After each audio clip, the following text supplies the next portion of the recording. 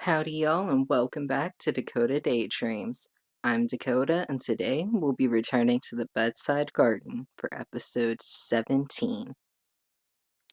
And this week I want to start with a little bit of garden maintenance, but first I want to show y'all this marigold has started holding up 3 more flower buds.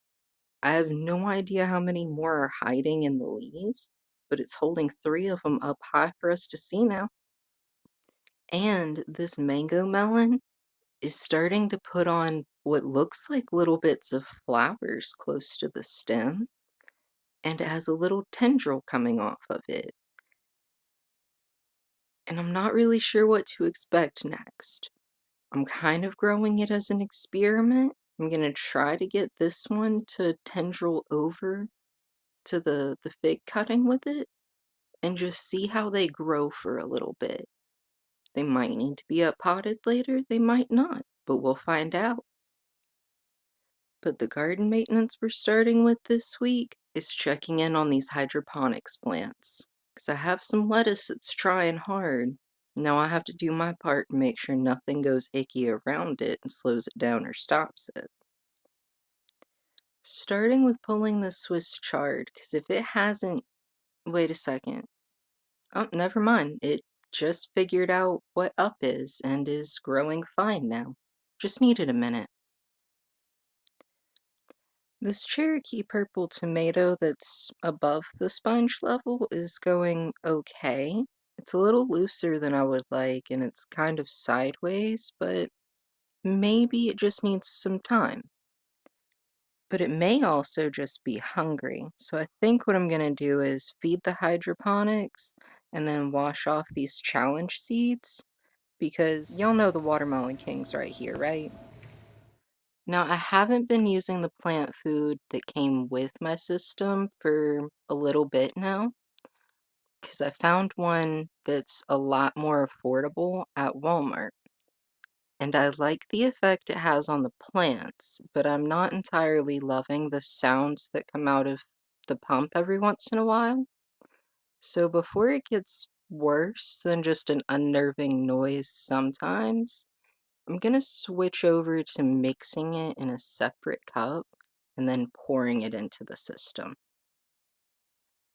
And it's been a little difficult to get any out because I think moisture may have gotten into the bag. It's a little bit clumpy in there, so I think in the future I'm probably gonna like transfer it to a Tupperware or something to try and keep it dry while I'm storing it.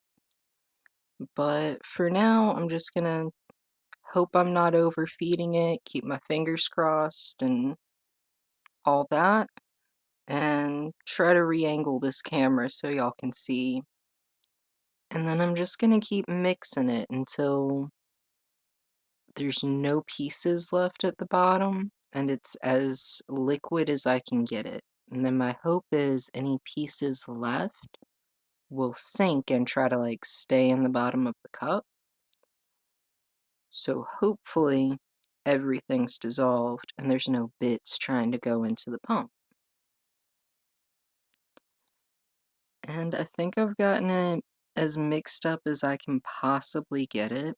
And I don't see any pieces floating or settling to the bottom or anything. So I'm just going to pour the whole cup into it and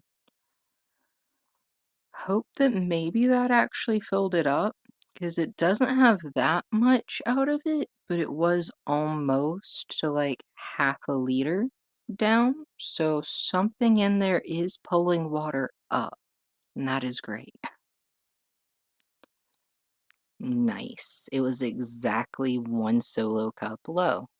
So now I know about half a liter on however this one's marked, because I don't think it's entirely accurate to a liter, is roughly 1 solo cup. Gonna try to remember that for later. Next, I'm gonna try to get this passion flower seed cleaned up a little bit, because it's doing that thing. It's not the same kind of thing the other seeds do when I call it icky, but it's doing a thing. So what I'm gonna do is I'm gonna rinse the old water off And then I'm going to try putting peroxide on it and see if it fizzes. Because if it fizzes, it's probably something icky. If it doesn't fizz, it might just be how this type of seed makes its root. I don't know, but we'll find out. And I know I'm rambling a little bit this week and some of the clips are looping. I appreciate y'all bearing with me. I've had a little bit of depression going on this week and it's been a struggle, but we're still trying our best. All right, so peroxide on and nothing, no reaction at all. So that kind of leads further into my suspicion that that's just how this one roots or something. And because there's no reaction, I'm just gonna leave the peroxide in with it and dilute it with some water and just let it keep doing its thing. Now, this watermelon seed was so excited to get started that it drank up all the water and had a corner up over the surface level, and that corner has started to get yucky. Can't have that, so we're going to clean it up. And with the old water off of it, it's even easier to see that it's just on the shell of the seed. So I'm going to pour some peroxide on, and it is fizzing. So we're going to pour it off. And then I'm just going to keep doing that until the peroxide doesn't react anymore. And then dilute with some water, cap it, and set it back on the hydroponics so it can keep on rooting. And as soon as it's ready, I'm going to get it into the sponge and let it grow. But for now, I think I'm going to clean up and share catalog of the week, and then we'll get back to the garden. And this week, it's the John Schweeper's Kitchen Garden Seeds catalog. And also a reminder that catalog of the week isn't a thing I'm paid for. It's a free section of a catalog that I'm looking at that week that I want to share with y'all. And it won't always be garden seeds. And if y'all know of any free catalogs that have anything to do with gardening or farming or crafting, I am more than happy to look into adding them to the catalog of the week rotation. Just let me know in the comments. And this one opens up with a letter detailing their updates and new things for the year, and a very detailed index right at the beginning. So if you know what you're looking for, you can find it right away. And then they have habitat gardens and mini meadows, which are seed blends. Tens to hundred thousands of seed blends to create different insect gardens and meadows for mini habitats in corners of the yard. And I think that'll be a really fun idea for later. But once I got into the vegetable section, I noticed they do it a little bit differently. Instead of having pictures for each variety, there's a sketch for the variety in general, and then a description of that variety specifically.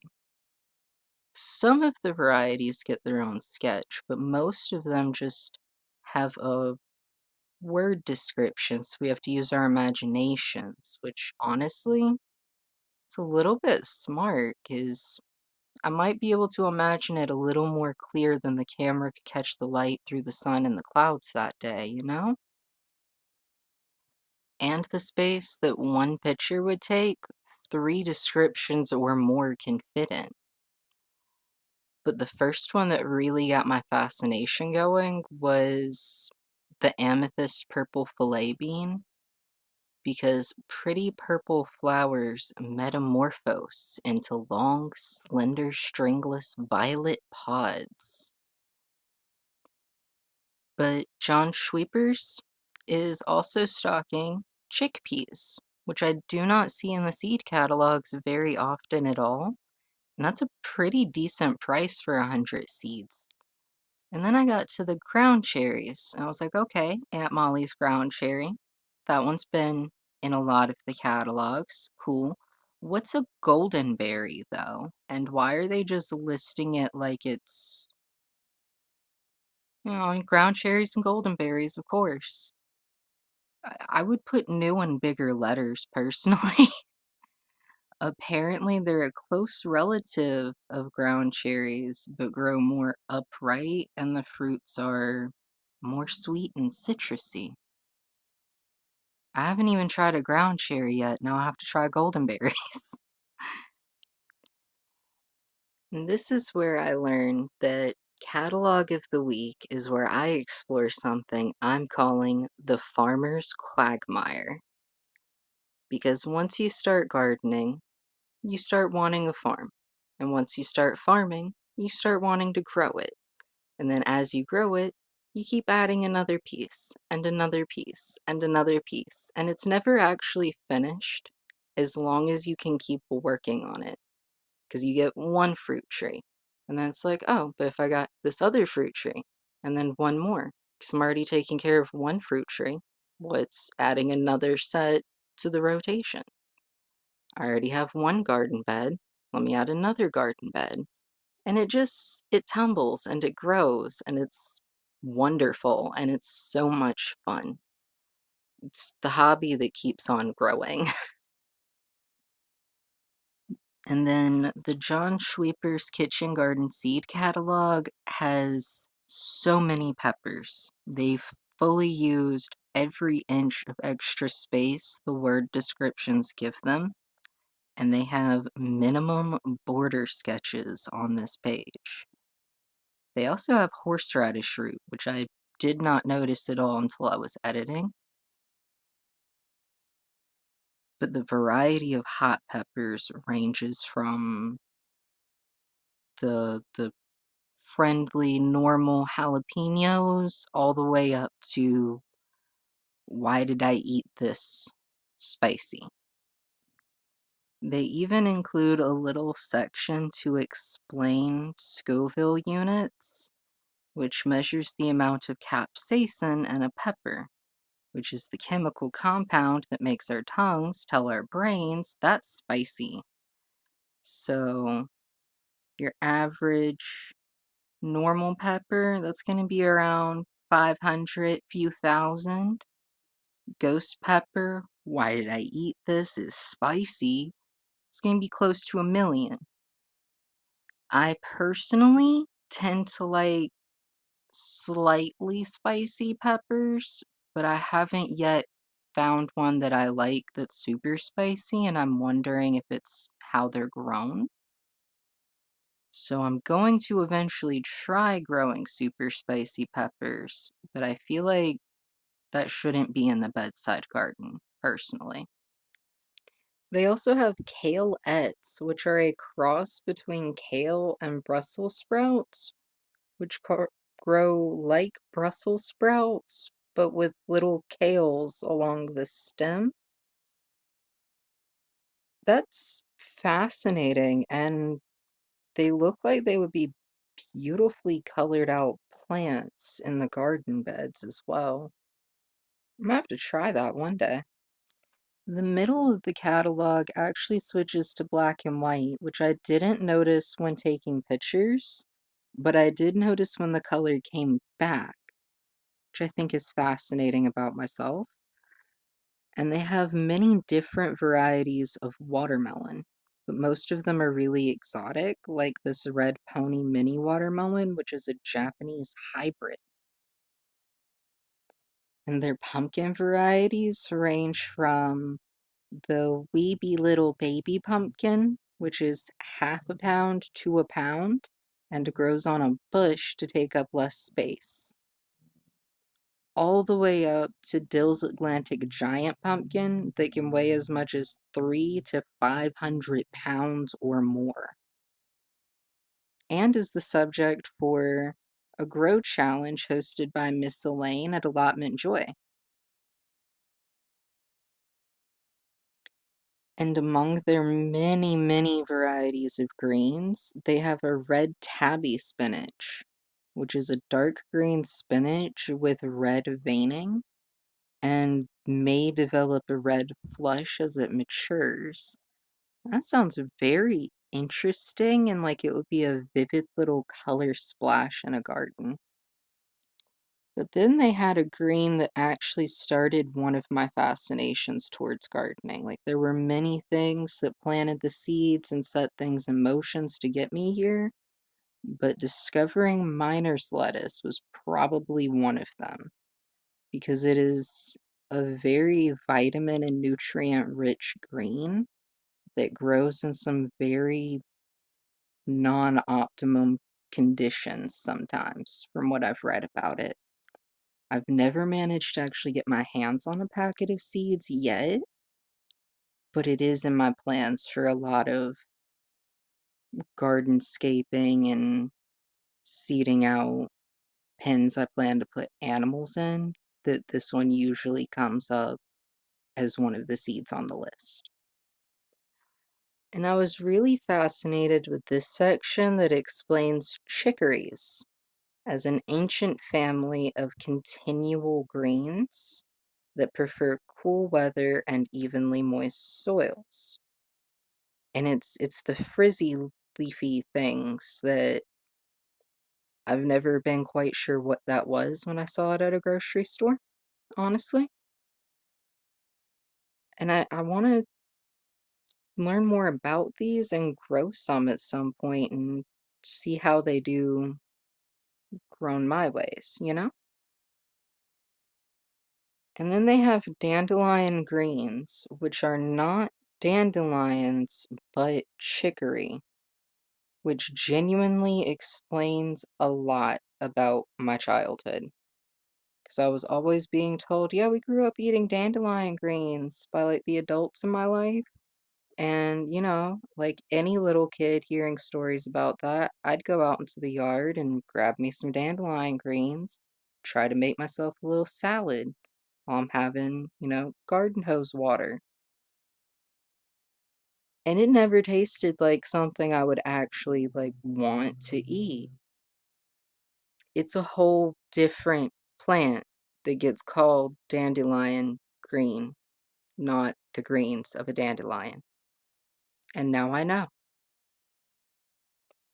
Among their many, many different varieties of tomatoes, I managed to get one picture that grabbed five I wanted to share.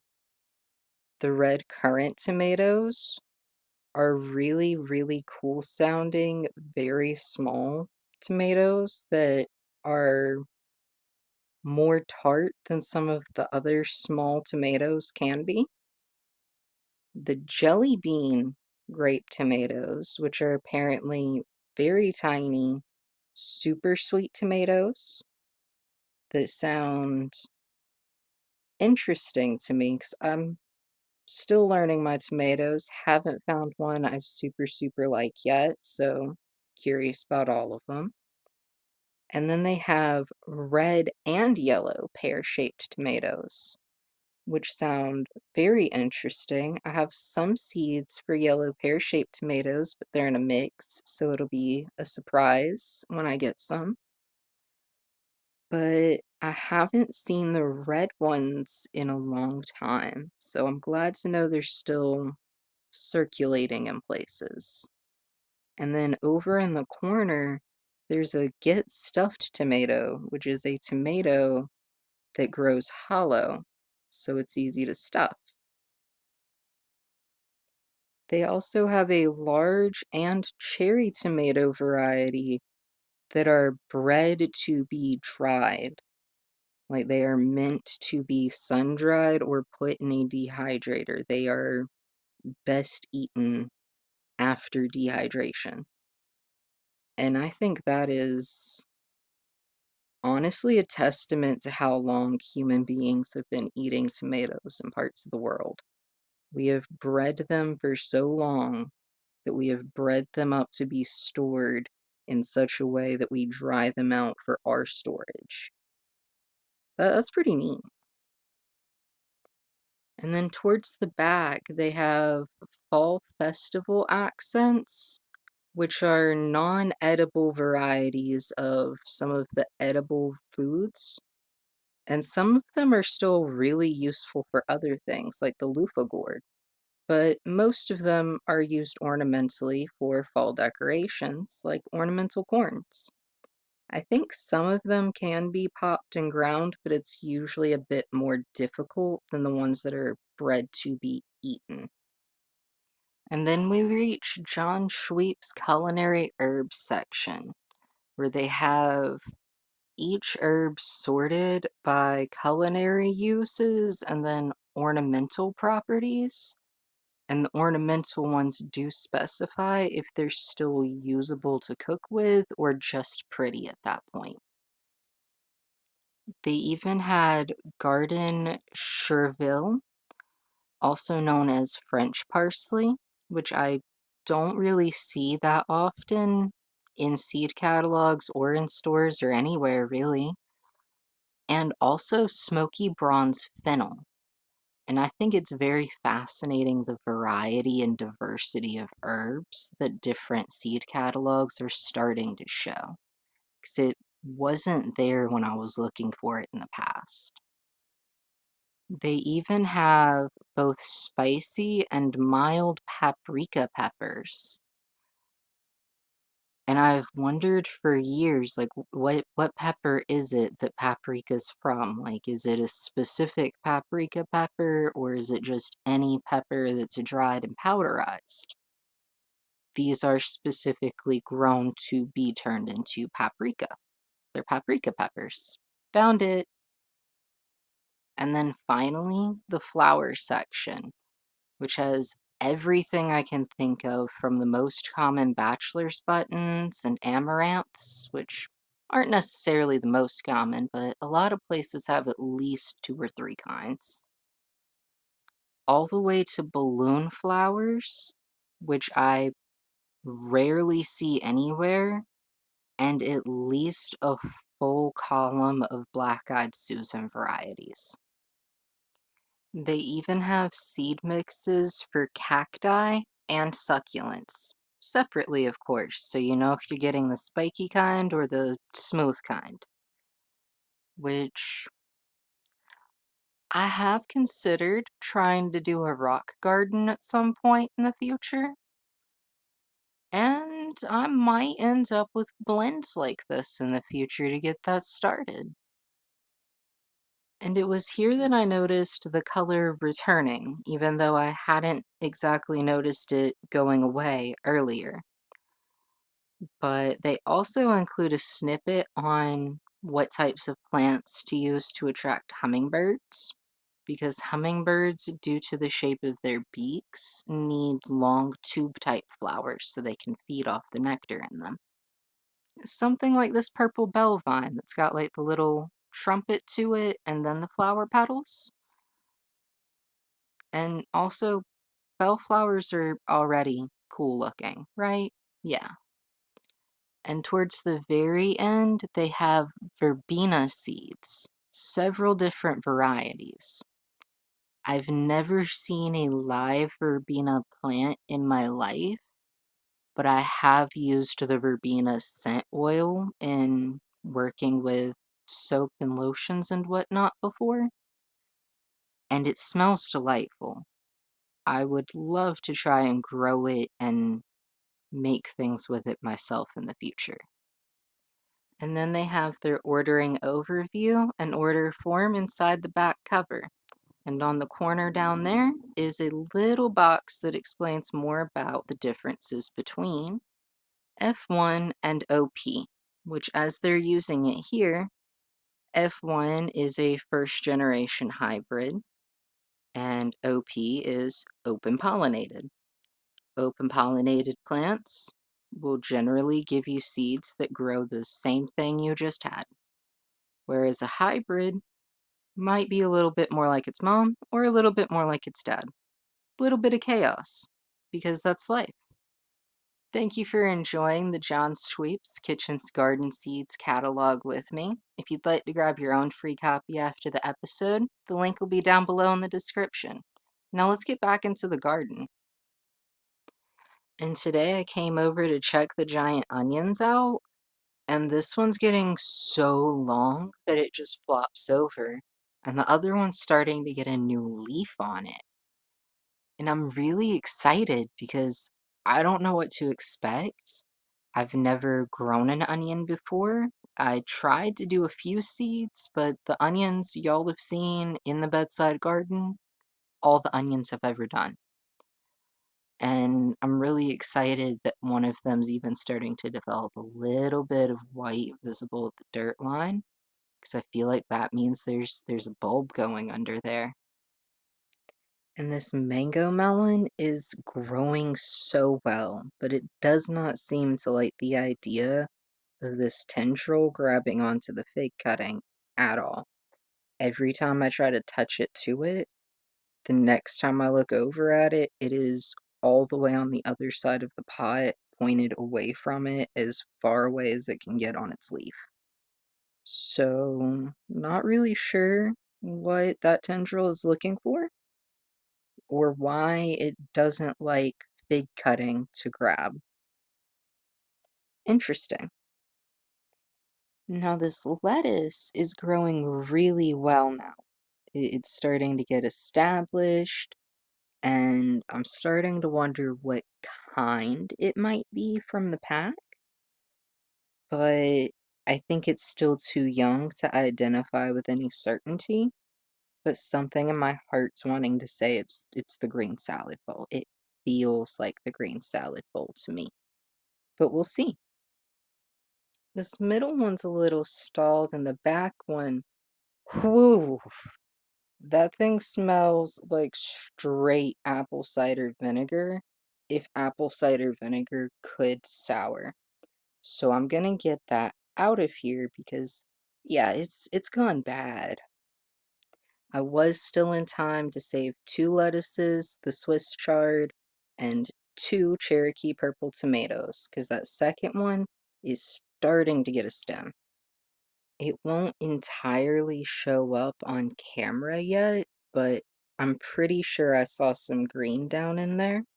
So I'm just gonna keep it in here, give it a little bit longer, and maybe have the cap off of it so it can get some air into it and keep an eye on it and see how it goes. This larger one has been standing up more since I fed it, but I'm still worried about how high the roots are growing on it. So I'm just trying not to mess with it too much. And now the marigold's getting ready to open some flowers. The lettuce is finally starting to get big. And this Swiss chard figured out which way it's supposed to be growing, finally. So I'd say it's been a good week in the garden. And I thank everyone for hanging out and bearing with me while I'm still learning how to make videos and overcome stage fright and anxiety and all of the other things that try to slow one down on this journey. Now it's time for the Flowers Everlasting Spotlight for hashtag Flowers Everlasting 2025. My challenge to everyone to capture a temporary flower and the memory that goes along with it. And also, where I go around and see flowers that people have shared and give some shout outs for honorable mentions. And this week, Miss Precious at Precious SoCal Garden shared her catmint, which is special because of all the plants in her garden, this is the one her bees choose. The bees and the pollinators and everything stay all over and around it. And if you go by her channel in just a minute and check out the video, there's even a bee on it while she's trying to show us. Thank you for dreaming with me. Make sure to check out my description for links to catalogs, seeds, videos, and people, all of the content creators that are inspirational to me or hosting challenges that help inspire all of us to keep trying even when creating is hard. And until next time, take care of yourself and keep your head in the clouds.